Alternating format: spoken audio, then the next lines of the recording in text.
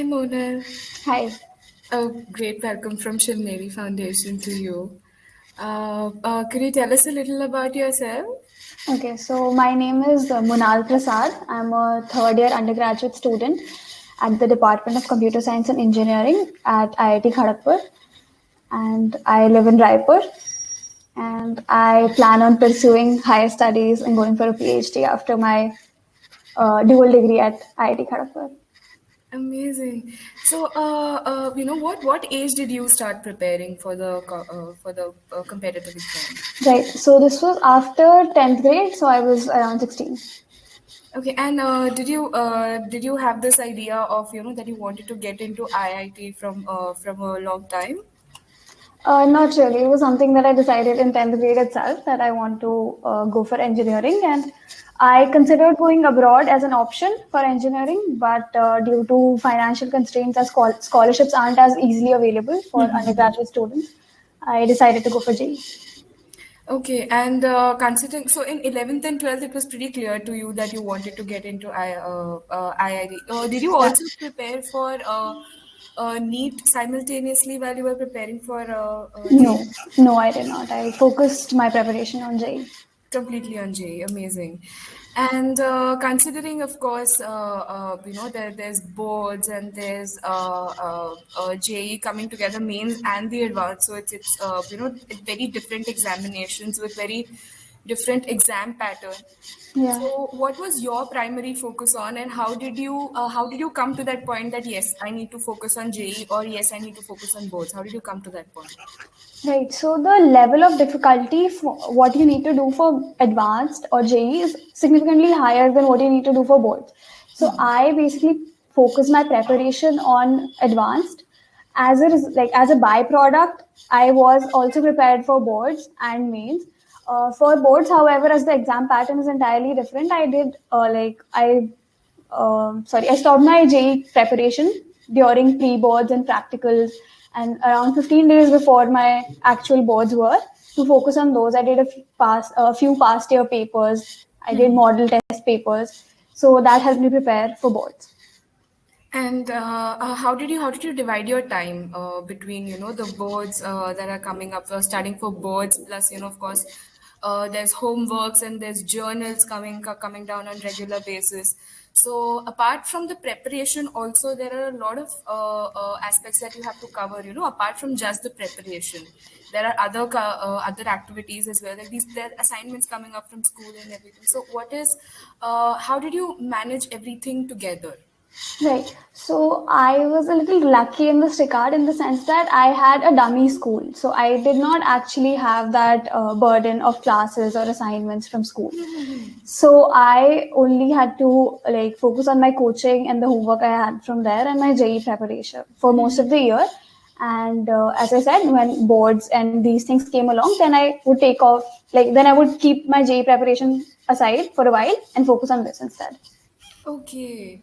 And of course, considering you were preparing for all of these exams simultaneously, how question paper solving is considered as one of the most important aspects of this. You need to know what used to be what the exam used to be like. So, how much did you focus on the question papers, and how did you generally go about it? So initially, when I started on 11th, I was doing around like one mock test in 20 days, something like that. So just that would cover the small chunks of syllabus that I had covered because initially you haven't really studied as much. Right. So, but later on, towards the end of it, I made it a point to give a test every week.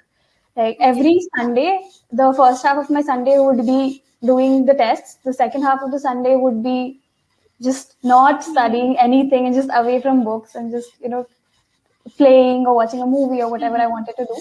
And at the end of the night, this is extremely, extremely, extremely important. I would go over the things that I did wrong in the paper. Okay, you solved a full-fledged question paper like you would do in a JEE. Yeah. With within 3 hours, like you have online test platforms nowadays Right. that provide you with mock tests. So I'd go to those and have sit there for 3 hours, properly solve the paper, and then I mean, you have to do it the same day at night, Right. or otherwise, I mean, don't postpone it to the next day. It's better if you do it the same day because you remember where you went wrong Right. and what was your thought process in the test. So it's really important that you look back at where you went wrong the same day.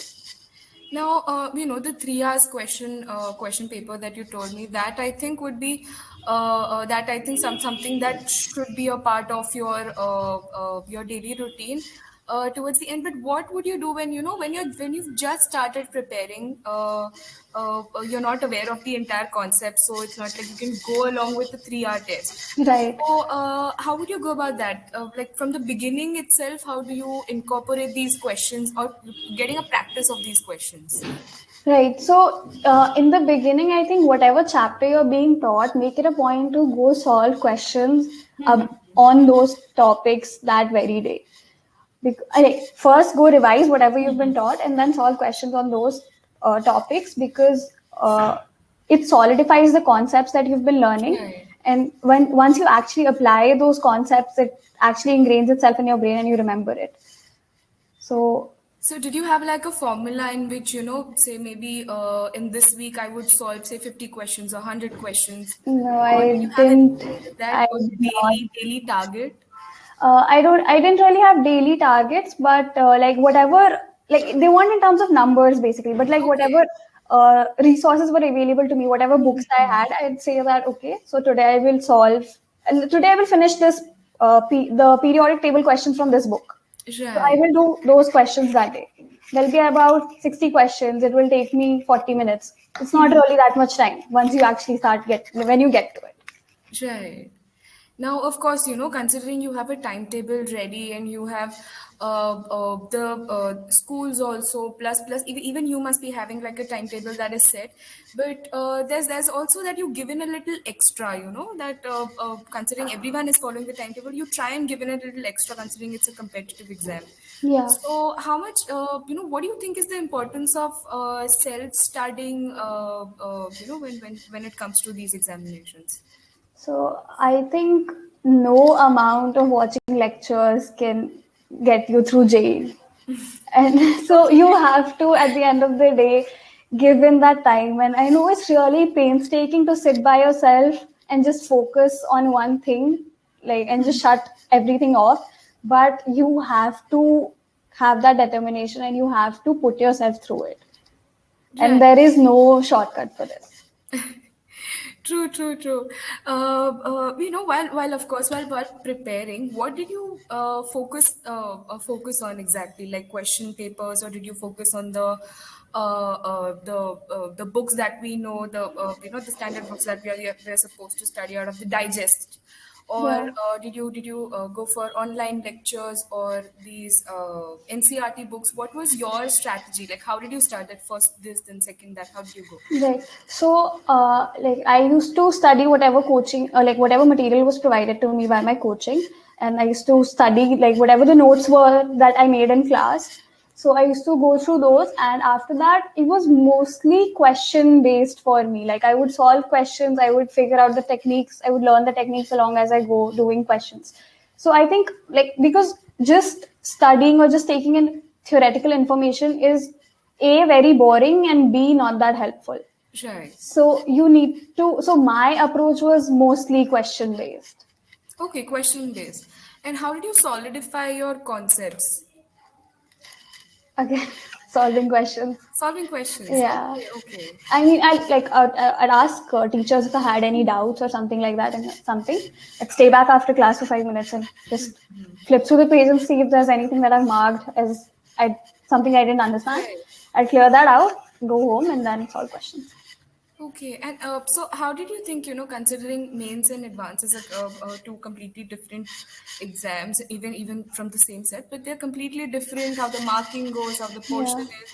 So, what is the difference? Like, how differently did you prepare for it? Like, how did you take both of these exams, and what was your strategy towards first and then going towards the second? Right. So for mains, it's more formula based and it's more memory based. Like it's more of it's more like the breadth is more, but the depth is less. Right. But in advanced, the depth is more and the breadth is lesser. Like there's some chapters that they don't even ask in advance that are asked in mains. So I was always like what naturally comes to me is the breadth bit. Like I am not that good at going very deep into the concept Right. and solving a question that I'm seeing for the first time. So mains came more naturally to me. So, Okay.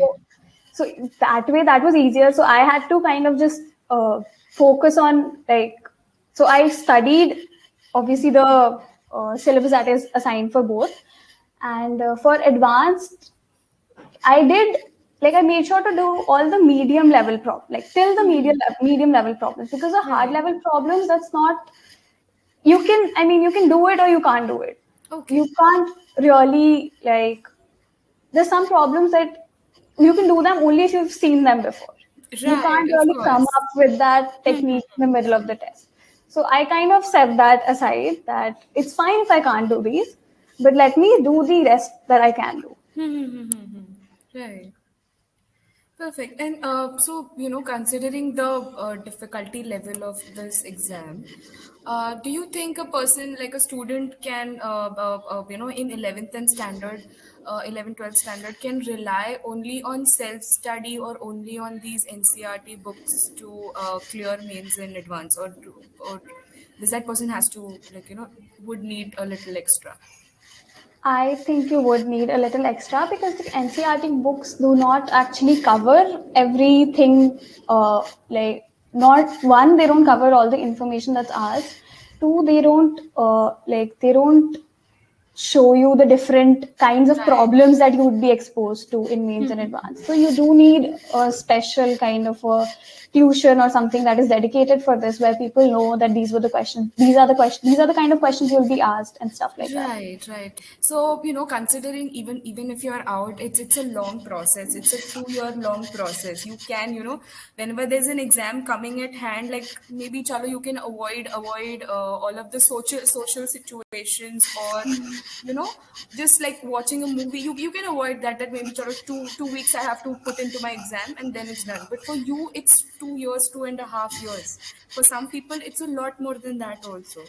So how did you keep yourself away from the distractions, and how did you keep yourself focused and motivated? Because at times exam also, at times you might score not as much as you like in your preparatory exams as well. Right, How right. did you keep yourself motivated and away from all the distractions?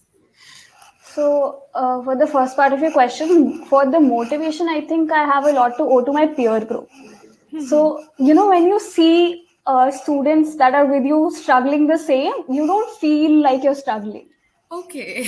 Yeah. So, I mean, when you see everybody going through the same thing, you feel like, okay, this is how it is. I mean, That's it's normal. pretty bad for everybody. So, we're all going to get through it. Yeah, yeah, yeah. So that is kind of comforting. Other Right. than that, you have your teachers who motivate you constantly. They tell you about their, like, if you have teachers who went to an IIT or something, then they tell you about their journey over there, and you realize that, Right. okay, this is something that I genuinely want, so I should work towards. Then the second part, which was how did I keep myself away from distractions? So my formula was to kind of give in to them a little. Like, so what Okay. I did was that I used to schedule timings that, so for Sunday afternoon, I will go and watch this new movie that's come up. So Okay. now on Saturday night, I'll be like, okay, I need to study tonight. Otherwise, I can't watch that movie tomorrow. Right. So I would, kind of put distractions as rewards, so that I would, and that would Okay. enable me to study better. Right, right, right. That's a very amazing strategy. What was your daily routine when you were preparing? Okay, so Like before, like before the exam time, and how did your routine change when it came closer to the exam? right.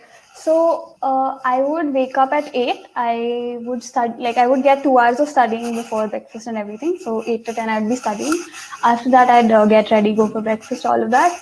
Then I would study for 2 more hours from 12 to 2, and 2 o'clock I'd go for lunch. After that, I had classes from 2:30 to 7:30. So I'd have classes at my coaching. Then I would come back by 7:30 for go have dinner. After that, I would go cycle for a little while because just to for Yeah. general rejuvenation. And after that, I would go home, study for an hour if there's any pending homework left or something, and then go to sleep by 10. And during the exam time? During the exam time, like I didn't have classes then, so then I studied around. So it was mostly the same, except the duration of the classes. I would be home and like I'd solve a paper that time, or I'd do more questions at that time, something like that. Okay. And how did your preparation? How was your preparation different when, in the beginning of the 2 years journey, and in the end when when the exams, when you were prepared and when the exams were right on the head? Right. So when I was beginning, it was a little lost. You're still settling in. You don't really know how it works. You get like, you study like a small chunk of a chapter. You get like 5 questions as homework. So it was very like new at just kind of settling in. So that at that time, I was just, doing whatever I was being told. It was more like you're spoon fed. Okay, go home and do Okay. this, go home and do that. So you're doing that. But towards the end, as the pressure starts building on you, it comes from within them that, you have to study now. Like, otherwise, you Right. just look back at your 2 years of journey and you don't want it to go in vain. So, of course, Right. the kind of that itself motivates you to study for that little last lap that's left before the exams. So, yeah. And did you have any hobbies, or did you have any any sports activities that you were involved into, and how did you balance everything? Right. So as I mentioned, I used to go cycling, but that was pretty much it that I did during my JE preparation, because it's something that, I just need me and I just need a cycle. I don't need like, three more teammates to go play or something like that. It's really not dependent on anybody.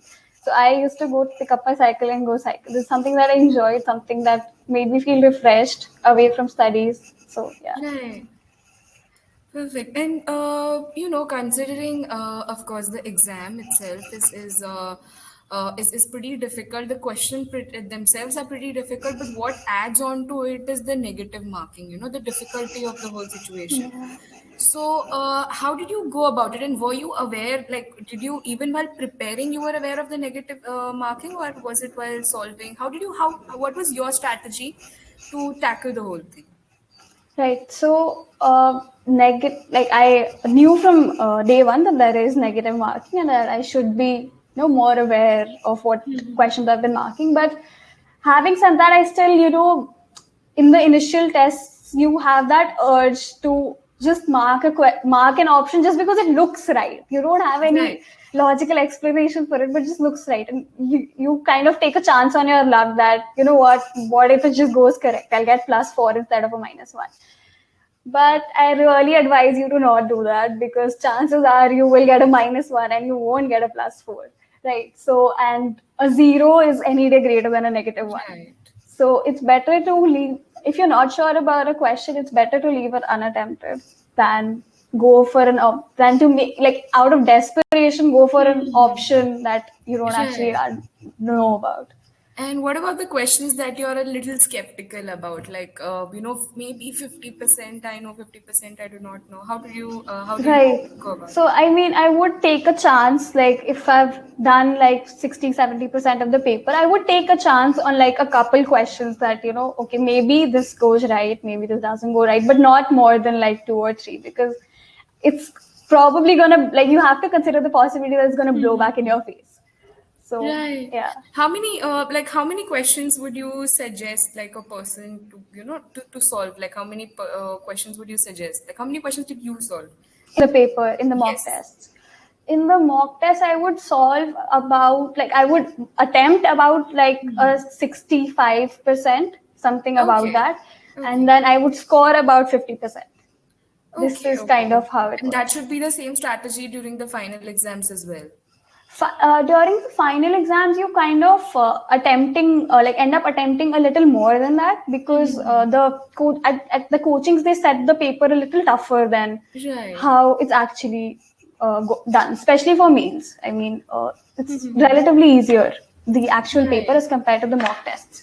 So out there, I mean, just basically do whatever you're sure of. It for me, that ended up being around 70%, something like that. Okay, okay, Of okay. course, there's human error, so I ended up getting Right. like a 62% overall, but like something like that. Amazing. And basically, considering you're giving 10th boards before you're planning to prepare, and how does the grades of 10th standard boards or 12th standard boards would eventually affect your decision of IIT or JEE?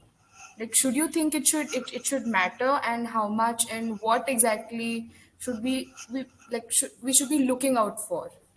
Right. So I think that your 10th grades overall don't really matter as much, but for your own self evaluation, I feel that you should have a decent grade in science and maths, just so that you know that you actually a have an inclination towards the subject, and b can actually do it. Like, Right. you can't just like something and be very bad at it. It's not going to work out.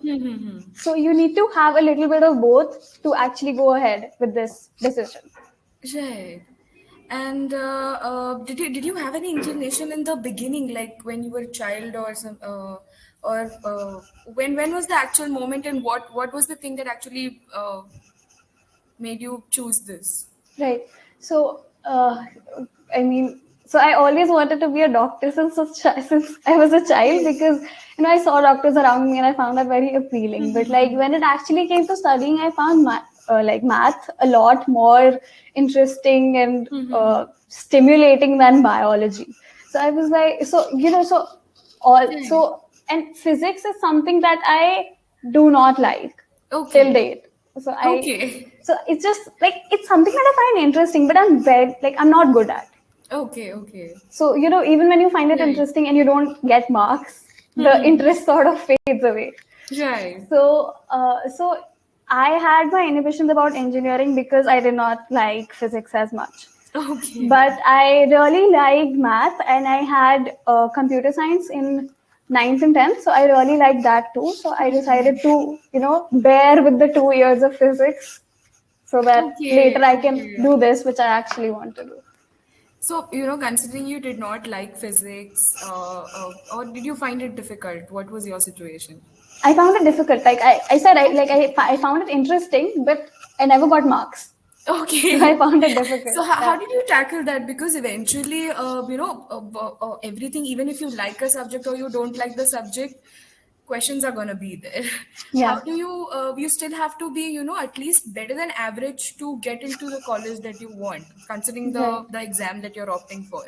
So, how did you tackle that? What was your favorite subject? What was the subject that you did not like at all? And how did you prepare for both of them? How was your mindset different towards those both subjects? Right. So like for math was my favorite one. It came very naturally to me, and I think it's the one that I've given the least hours to, Right. because I didn't need to put in as much effort to do the questions. But for physics, I would like, after my coaching period was over, in the end they let you go back home in the Right. towards the end, so that you can go prepare on your own. So that at that time I would sit with my father. So my father's actually a big physics nerd.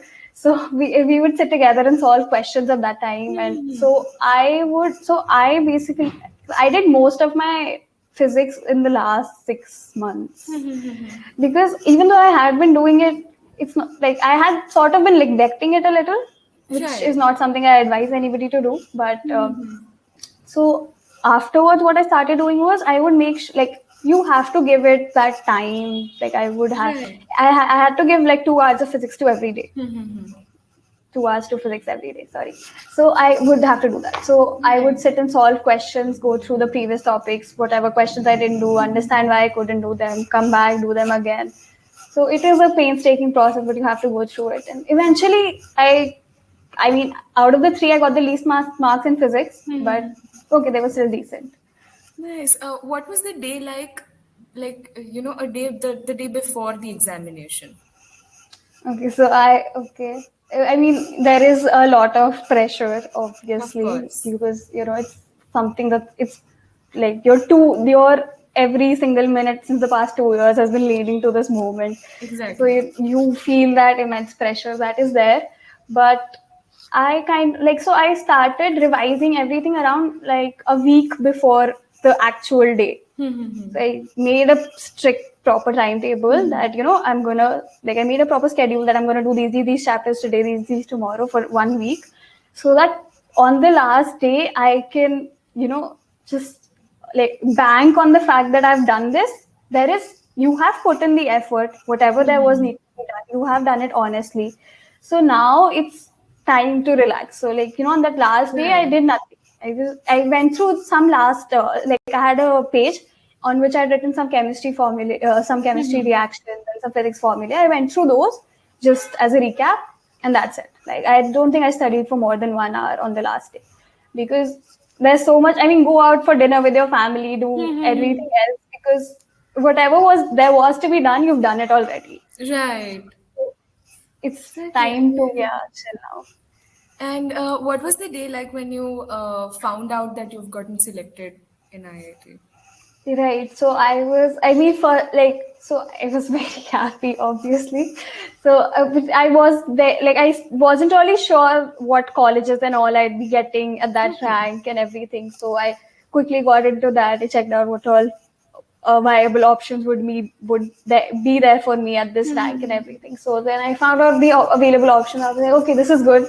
I like this. This Right. is yeah.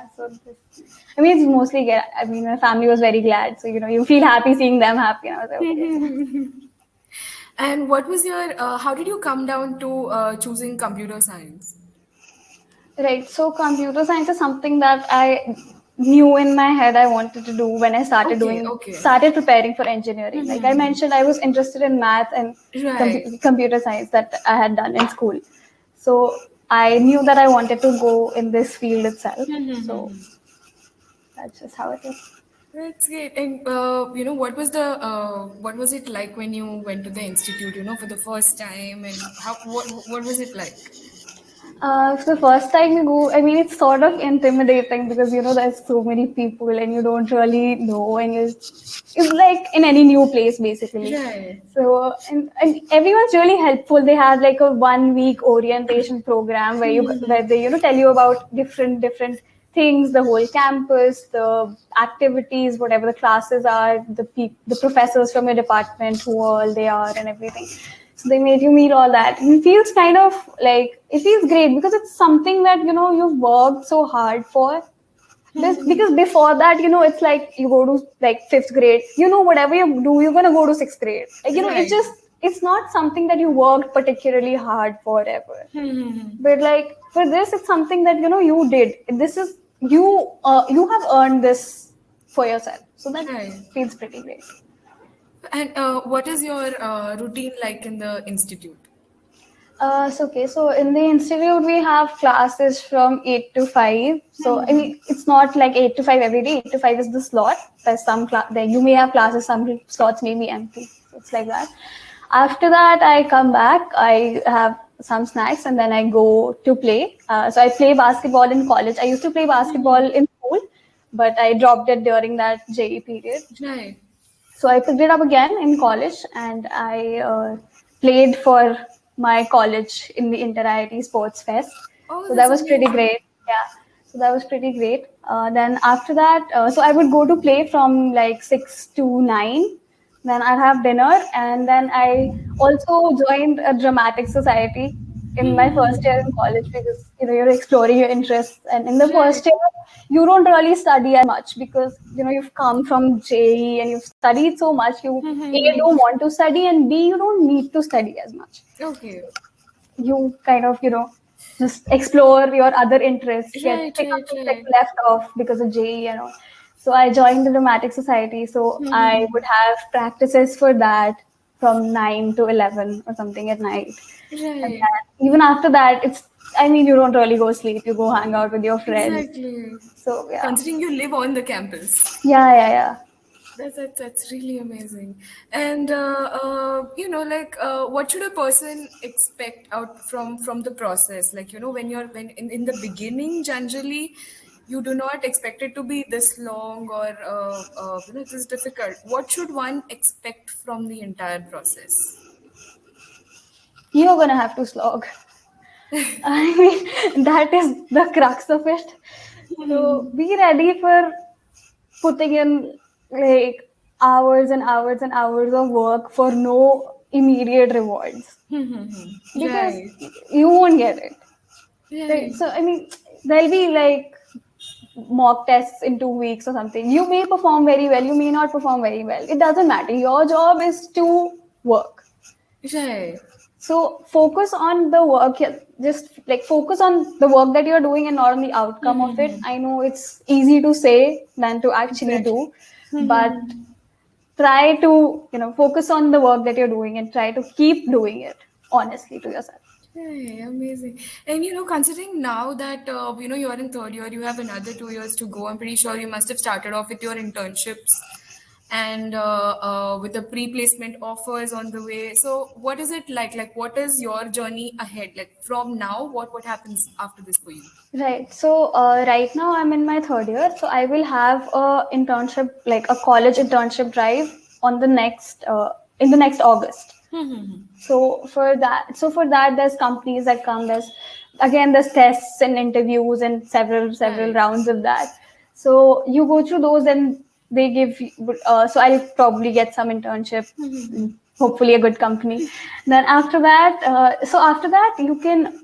Then I will have my internship in 2023 summers. Okay.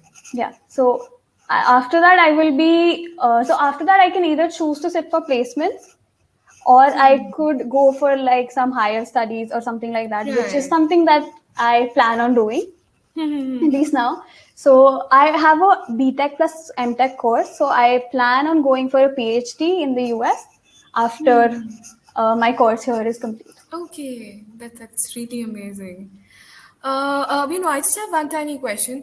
The Shivneri Foundation, as we are, at Shivneri School, it's a boarding school. It's a residential. They provide residential facilities, and of course, you are living with your teachers and your peers.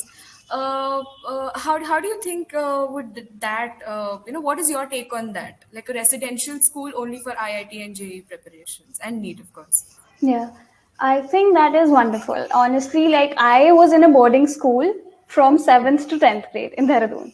Okay. So I have had a bit of both of the experiences Right. that you are offering at your school. So I think it's really great because your teachers become more approachable. When you're at a Right. residential school, your teachers are more approachable. And in also in terms of like the timings that they are available. Like, even if it's not class hours, you know that that teacher lives in that house right there. Exactly. What's the worst that could happen if you just go knock in and ask a question, right? So I think it's very beneficial that the teachers and the students are living together on a residential campus, so Right. that the students, it's very it's convenient for the teachers to uh, kind of also to have a check on the students, because when you're in a boarding school, it's a restricted atmosphere. And you have lesser distractions compared to Right. if you're just staying at home or alone wherever. Wonderful. It was so nice talking to you, Mohit. Like, Same. all the best for whatever for everything that you have going on, and Thank you. your future education. I mean, it was so wonderful talking to you. It was really good talking to you too.